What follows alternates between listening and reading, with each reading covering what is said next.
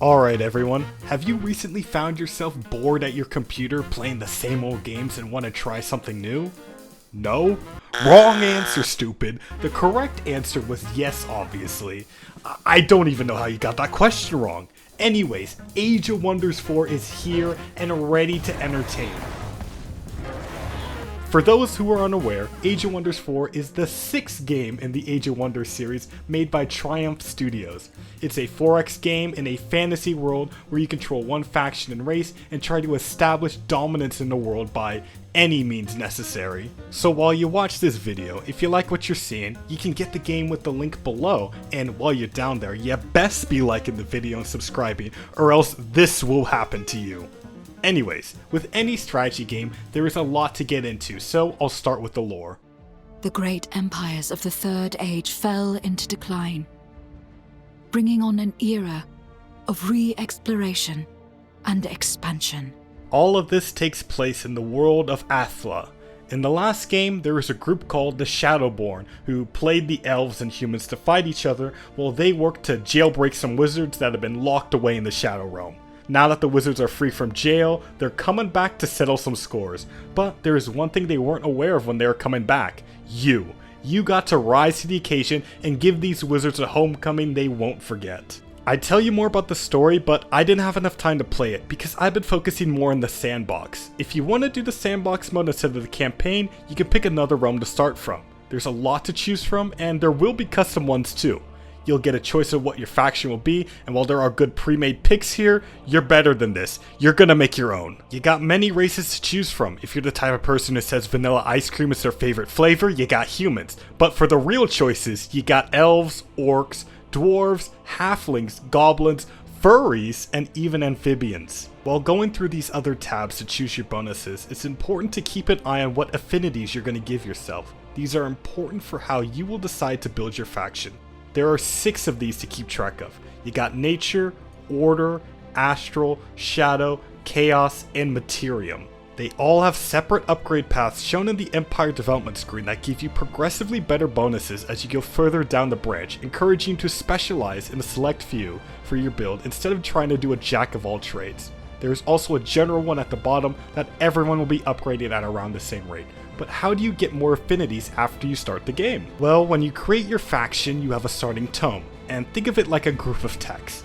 As long as you get through researching a majority of that tome, you can select a new one to add to your collection, with each tome giving you more affinities.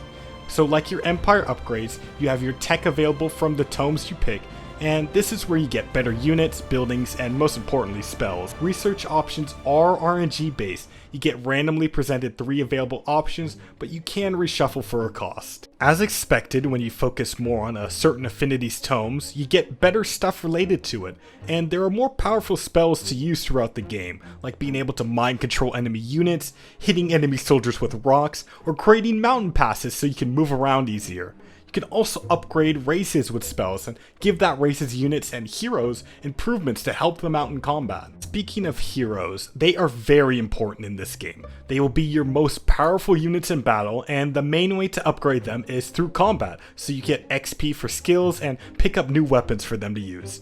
The game incentivizes you to use your hero to fight as many battles as possible. Just don't be stupid with it, especially in the early game, and just rush it in the middle of the battlefield unsupported, because it will get targeted. I hope they fucking kill your hero. That would be the funniest shit. That would be the funniest fucking shit. No fucking way. No way he loses his unit. No way. And then, oh no. Gold Bros ain't looking on. Oh, it's so over. It's so over. Losing your main hero early game screws you since you can't research or establish new outposts for expansion. As you can see, the combat is turn-based. While melee attacks are almost always guaranteed to hit, ranged attacks have a percentage chance depending on the positioning of that unit and its target. So ranged units can either do very well for you in battle, or they can do this. As well. I did. Oh, you did? Where are all the timers in the battle? Nice miss. Nice miss. As you can guess by now, this game does have multiplayer, so if you're one of the few people who have friends that play strategy games, you can assemble them and play this game together. Then you can have fun watching your friends struggle while you do, of course, very well. But I think at this point I've done enough to introduce you to this game. Let me show you how one of my campaigns went. I mean, they're just standing in the fire like Chad's on like you college. Yeah. Get on that level. Look, I know I'm kind of a hypocrite here since I used a pre-made faction, but this was my first game and I didn't know better, so learn from my mistake, people. I played on the realm Ruins of Vossen since it has a unique mechanic where there are 3 AIs that will feud with each other for dominance of the realm, and a victory condition is allying or eliminating the 3 claimants. One thing I noticed was I got a really shit spawn. I was put in the corner of the map pinned between the water and the map border, so there's only one direction I could explore and expand in. The only thing in the south was a bug spawner, but clearing those out is a great way in the early game to gain XP and loot. Like, clearing this out gave me a really nice fire wand that would help me a lot later on. As I explored the world, I started to meet other factions. I met the first claimant, Darman, and we just had an awkward greeting like those icebreaker activities they make you do in college. But apparently that was the best guy I could meet, because the next brother, Jarlan, just told me I'm his enemy, and it's like, who starts a conversation like that? I just walked in to say hi, and you hate me now? Probably just a racism thing, hating me just because I have fur instead of skin. Darman was the only person who showed me kindness, so we became friends.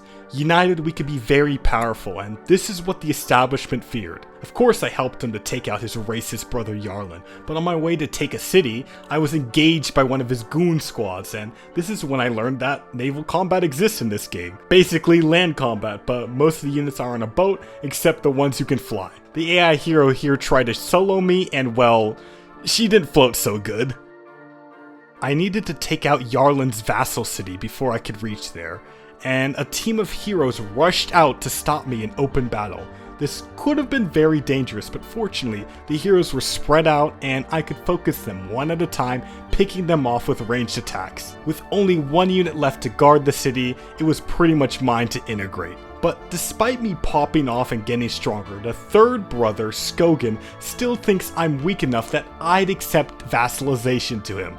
He doesn't understand us felines, we're not that submissive, and he was gonna be next on the shit list. Jarlan had been driven back to his capital city where he would attempt to make his last stand against me. He had decent fortifications with ballista towers that could pack a serious punch. He had also installed a magic jammer in the city, so I couldn't use any spells for this battle. The plan was simple. Push through the breaches in the left flank since they had barely any garrisons, and engage Jarlan's main force in the center long enough to flank him from there. Our brave soldiers pushed through with ease and disabled the ballista towers. As our soldiers then moved to trap him, Jarlan made a last push outside the walls with his remaining men to attack my leader, but he positioned himself perfectly to get burned by my fire wand. The last thing he could do was lash out against my leader and target some poor spearmen. But it was time for Jarlan to go, and our leader gave him a great send-off. You've done well so far, but up until now I've only been using a mere 5% of my power. Now let's see how well you fare against my Biden blast! One brother down, one more to go. Skogan looked like he was going to attack me in flowing fields, but when I started to send my armies there in response, the coward changed his mind and started running away. He tried to sail his armies away, but couldn't do them all, so I caught some stragglers and it did not end well for them. Couldn't just let them get away and rebuild their strength, so I sailed my army over to his capital and started a siege. Turns out, that was not his main army. I was facing everything he had at that point, and my odds were not looking good. I mean, I could fight one battle, I had this amazing spell that when used had a 60% chance of insta-killing a tier 3 unit or lower, but y'all can see later in the game, these battles get very intense and long with people having their different spells they can use against each other, and the different unit types that they've spec towards getting.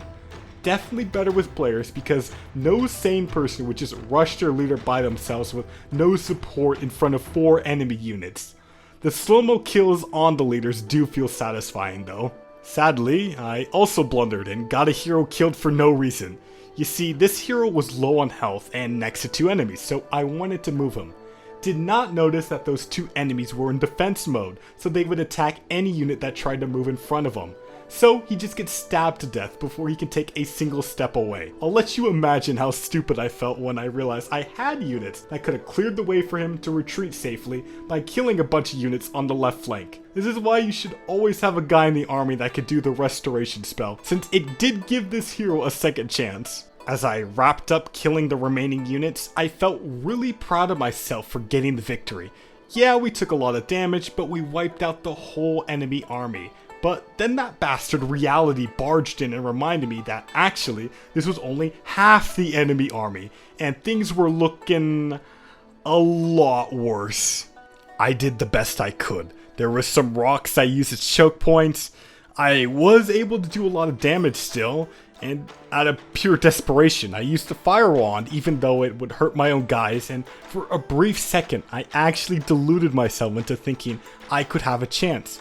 But then I hit the end turn and watched in horror as my copium high was ruined by the AI killing my units. It got even worse the next turn. Looks like an Order 66 montage of everyone dying.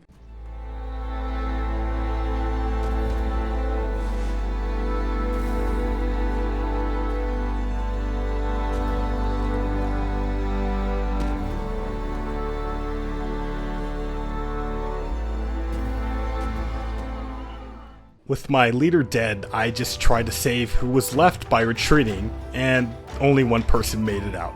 I still had another army in the area, but they were as good as dead. I lost almost everything in that attack, but I was gonna rebuild the army, and it was gonna be a lot better. I recruited new heroes and culturally enriched the cities I captured so I could produce my own race's units there.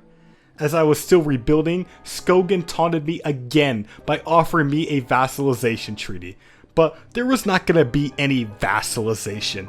The only end I'd accept was his death. Darman caught me off guard trying to end the game with a magic victory, which forced me to speed up everything to end Skogan for good.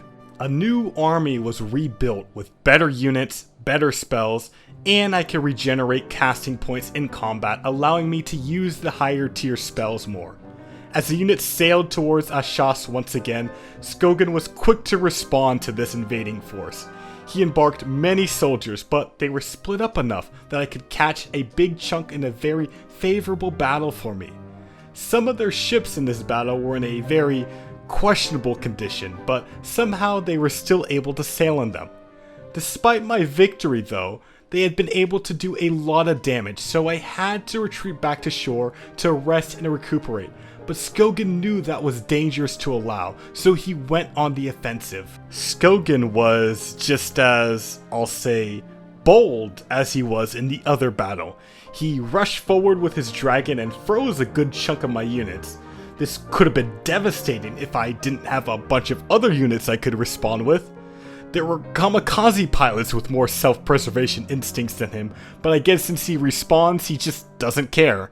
I mean, if he just wants to leave his units at my mercy, more power to him. This battle was a great way for me to test my new units.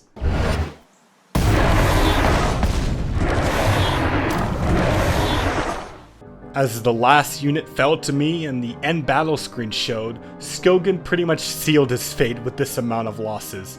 I could soon start a new siege of Ashas, which caused Skogan to gather every last troop he had for the final counterattack. But too bad for him, he wasn't alive to lead it. We had returned to the same battlefield where all my soldiers had been killed before, and we were gonna redeem them this time. You see, this time our center held strong and destroyed the enemies who tried to oppose them. This time our best units were ready on the left flank to be aggressive and annihilate the other units as they approached our lines. There was one smart unit that realized they had no chance and ran, but there were still a stubborn few who had to die before the battle was over. There were still some forces outside the city walls, but if the previous guys couldn't stop me, how could they? With the walls breached, it was finally time to end this. I brought my own siege weapons to assist me, and they were very helpful in softening up the enemy units. As I moved closer to the walls, the AI showed me that they had their own tricks up their sleeve too. The right flank was looking really bad, but the center and the left were doing very well. Their lower tier units just couldn't hold against me. Time was running out for them as I continued to pick off their units. Victory was soon, but sadly, our leader would not be able to see it through with their own eyes since they were struck down by Skogan and his dragon. But that wouldn't save him.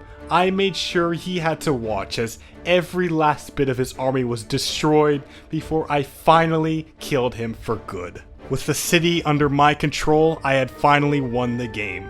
The people of Vossen had accepted me as their rightful ruler, and everybody would of course live happily ever after. Hope you all enjoyed this look into Age of Wonders 4, and remember, you can check out the game with the link below. Also, like the video, and subscribe to see my future stuff. This was fun, and hope to see y'all again another time.